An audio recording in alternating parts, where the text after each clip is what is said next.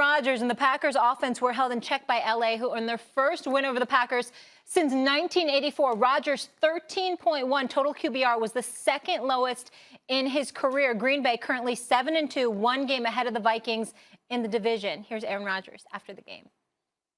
This is a good slice of humble pie for us. You know, we're kind of rolling at 7-1 and starting to, you know, listen to the chatter maybe a little too much. So I think this will be a good thing for us. We'll regroup, go back home, and play another good team before the bye.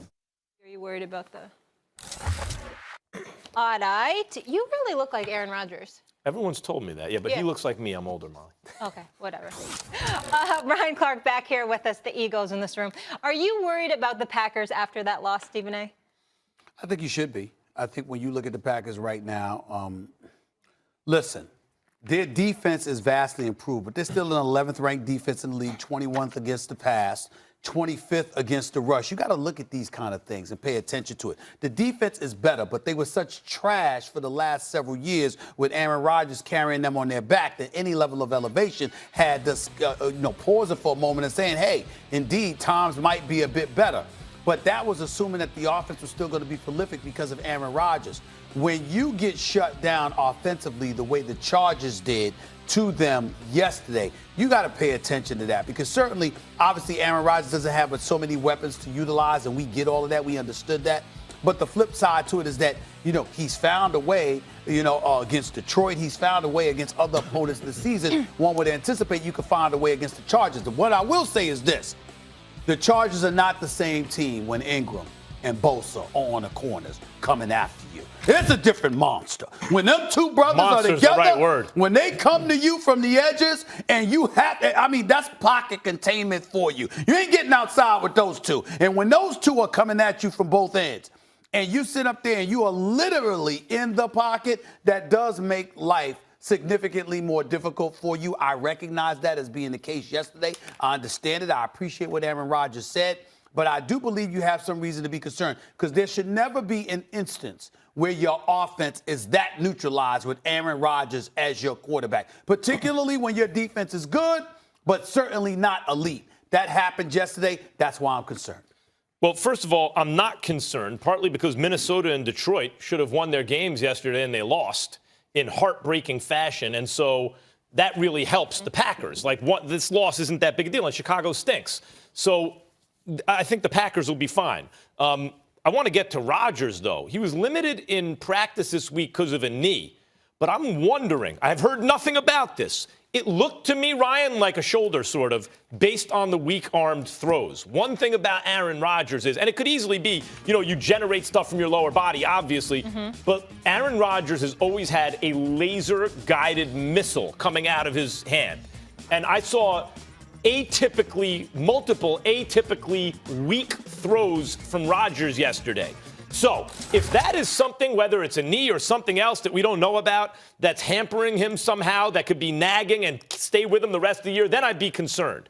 But barring that, so long as this is something he can heal from and return to form that we've seen in the last several weeks, I'm not really stressing it. I think the defense is much improved, Ryan. And the main thing is, I don't believe in Kirk Cousins. And Stafford, I actually do believe in this year, but they lost a tough one.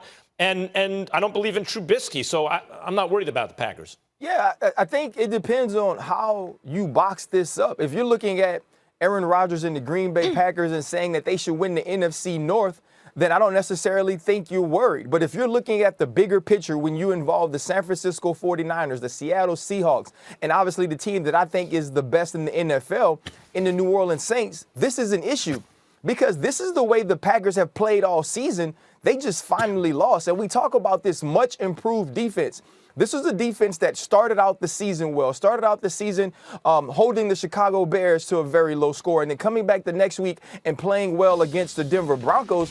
But since then, they've given up points. This is a defense that gives up very huge plays, and we saw the same thing with Mike Williams yesterday for the Los Angeles Chargers. And also, Matt LaFleur, and I've said this all season, he is not reinventing offense. This isn't an innovative, schematic-heavy offense that is scheming people open. What we've seen against the Detroit Lions, what we've seen against the Oakland Raiders, what we've seen against the Kansas City Chiefs is Aaron Rodgers do Aaron Rodgers-like things. And then on top of that, Aaron Jones has emerged as a passing threat and a threat in the rush as well.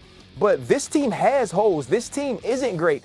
And if something is wrong with Aaron Rodgers is a little banged up, then you have to be worried because he carries this team offensively. And defensively, they're better, but they're only better because we're comparing them to themselves from the years past. And so this team has a lot of work to do. They can't just walk into stadiums and win. And listen, I know it's not a lot to do in Wisconsin. They may have went out to L.A. a little early and had some people eating at, they went to crustaceans and maybe they saw iPick. But what they need to do is get back and get focused, find ways to stop the deep ball, and do some things that makes offense easier for Aaron Rodgers. Ryan, I agree with you and Rodgers, actually. I also agreed with his point, like, even when the quarterback says it right after the game, like maybe we were reading our own press clippings, so we needed some humble pie. It had the feel of that kind of game.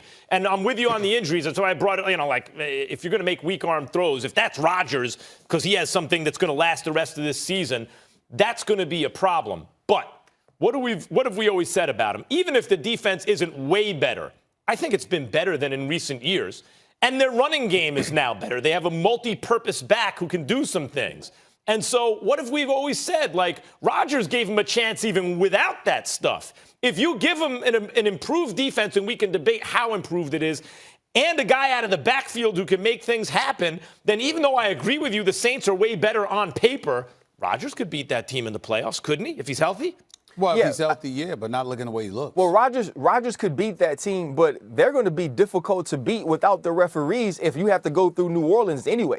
And then you see what San Francisco is able to do with that rush, with that front line of first rounders. And so I think this team has to continue to get better. And for Aaron Rodgers, there has to be at some point, when you look at Matt LaFleur and you listen to Aaron Rodgers, these aren't necessarily people that inspire.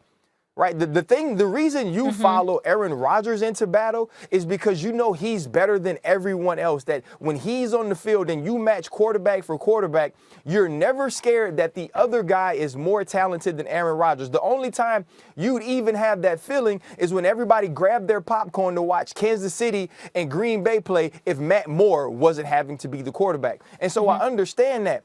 But Aaron Rodgers has one Super Bowl. He's been to one Super Bowl. And when you look at a talent like him, a talent that he is, you expect more. But this team has to do more around Aaron Rodgers, or it will be the same thing this year. It will be, we think he's one of the best that ever played, maybe the best to do it, but he'll be watching the Super Bowl along with the rest of us. This defense has to improve, and Matt LaFleur has to do something to protect him and help him going forward throughout the rest of the season. My only issue is that on this show, his name is Matt LaFleur. It's not Matt LaFleur. It's Matt LaFleur. Okay. Hey, we know you're big time. You spend time in the south of France. I'm from Louisiana, man. It's LaFleur. It's LaFleur. We got a lot of them. It's LaFleur. But Max, to your earlier point about in the division, you're right. Minnesota could have won that game if Thielen didn't get hurt. And Detroit's lost every game by about a touchdown this season. By the way, I got to give it to Stafford too. Sometimes I really think it's his fault for It's not a lot of times. No, Stafford's having a tremendous season. He needs more help. He needs more help. All right, much more to come here. Was the Ravens' performance legit or simply a matter of smoke and mirrors? You don't want to miss this debate. Next. Get excited, football fans, because the NFL season is in full swing. Can you believe all these storylines from around the league? Which teams make the best case to take home the Lombardi Trophy? Who will rise and who will ultimately fall? We was catching them, unlike Aguilar. We have every snap, pass, and run covered for you with the best voices on television. Seeing that you were Gason? So for all the best NFL debate, don't miss First Take every weekday at 10 a.m. Eastern.